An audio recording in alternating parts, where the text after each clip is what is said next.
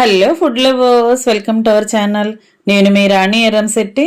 Friends, ఈరోజు hotel style cabbage pakodi చేసి చూపించబోతున్నానండి. వీడియోని మధ్య మధ్యలో స్కిప్ చేయకుండా ఫస్ట్ నుంచి లాస్ట్ వరకు చూస్తేనే ప్రాసెస్ అంతా అర్థమవుతుంది.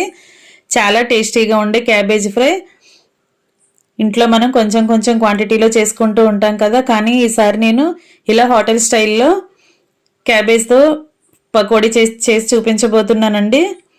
మీ అందరికీ కూడా వీడియో అనేది రెసిపీ అనేది నచ్చుతుంది. స్కిప్ చేయకుండా చూడండి. ప్రాసెస్లోకి వెళ్ళిపోదాం.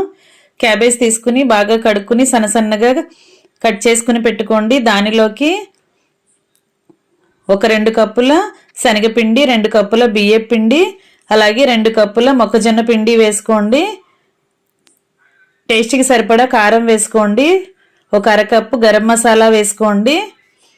అదంతా కూడా ఒకసారి కలిపేసుకోండి. ఇది ఫుడ్ కలర్ అండి. మీకు ఇష్టం లేకపోతే స్కిప్ చేసేయండి.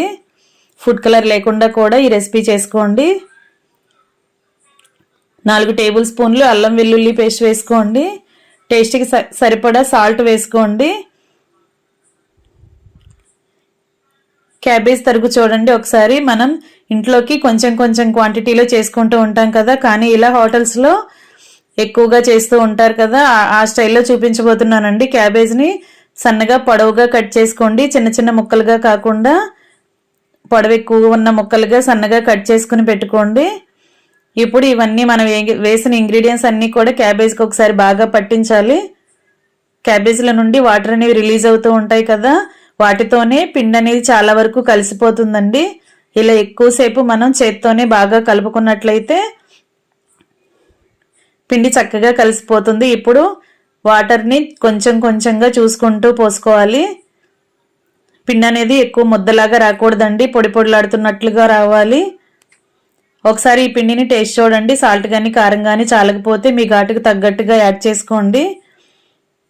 మొత్తం కలపటం రెడీ అయిపోయింది కదా. ఇప్పుడు స్టవ్ ఆన్ చేసుకుని కళాయి పెట్టుకుని డీప్ ఫ్రైకి సరిపడా ఆయిల్ పెట్టుకుని ఆయిల్ బాగా కాగించుకోండి. ఫ్లేమ్ని మాత్రం హైలో పెట్టుకోండి, ఎందుకంటే క్వాంటిటీ ఎక్కువ ఉంది. అలాగే కళాయి కూడా పెద్దది కదా, ఆయిల్ ఎక్కువగా పోసాం కదా. హై ఫ్లేమ్లో పెట్టుకుని ఇలా ఫాస్ట్గా డీప్ ఫ్రై చేసేసుకుంటే చక్కగా ఫ్రై అయిపోతుందండి. ఫ్లేమ్ తగ్గించామంటే క్యాబేజ్ అనేది వేగటానికి ఎక్కువ టైం తీసుకుంటుంది, మెత్తగానే వస్తుందండి. అందుకే హై ఫ్లేమ్లో పెట్టుకుని ఇలా బాగా గోల్డెన్ బ్రౌన్ కలర్ వచ్చే వరకు కూడా ఫ్రై చేసుకోండి. ఇలా క్రిస్పీగా వచ్చిన తర్వాత ఆయిల్ నుండి తీసేసుకుని వేరొక బేసిన్లో వేసేసుకోండి. అలాగే మనం కలిపి పెట్టుకునే క్యాబేజ్ అంతా కూడా అలా ఫాస్ట్గా అలా ఆయిల్లో వేసేసుకోండి. ఫ్రెండ్స్, ఈ రెసిపీ చాలా టేస్టీగా ఉంటుందండి. నేను చూపించే విధంగా ట్రై చేసి చూడండి. ఇంట్లో అందరికీ నచ్చుతుంది. పప్పు సాంబార్ లాంటివి చేసుకుంటున్నప్పుడు సైడ్ డిష్గా ఈ క్యాబేజ్ ఫ్రైని ట్రై చేయండి. ఇలా అంతా కూడా ఈవెన్గా ఫ్రై అయిన తర్వాత అది కూడా తీసుకుని బేసన్లో వేసేసుకోండి. అలా మనం కలిపి పెట్టుకున్న క్యాబేజ్ అంతా కూడా మొత్తాన్ని అలా కొంచెం కొంచెంగా వేసుకుంటూ ఆయిల్లో డీప్ ఫ్రై చేసుకోవటమే. ఫ్రెండ్స్, నా ఛానల్ని మీరు ఫస్ట్ టైం వాచ్ చేసిన వాళ్ళు సబ్స్క్రైబ్ చేసుకుని పక్కనే ఉన్న బెల్ సింబల్ని కూడా యాక్టివేట్ చేయండి. చివరిగా కొంచెం కరివేపాకును కూడా అలా వేసుకుని ఆయిల్లోనే ఫ్రై చేసుకోండి. ఇది కూడా ఫ్రై అయిన తర్వాత అదంతా కూడా తీసి వేరొక బేసిన్లో పెట్టేసుకుంటున్నానండి. ఇంకా టేస్టీ క్యాబేజ్ ఫ్రై రెడీ అయిపోయింది. హోటల్ స్టైల్ క్యాబేజ్ అండి, చాలా టేస్టీగా ఉంటుంది.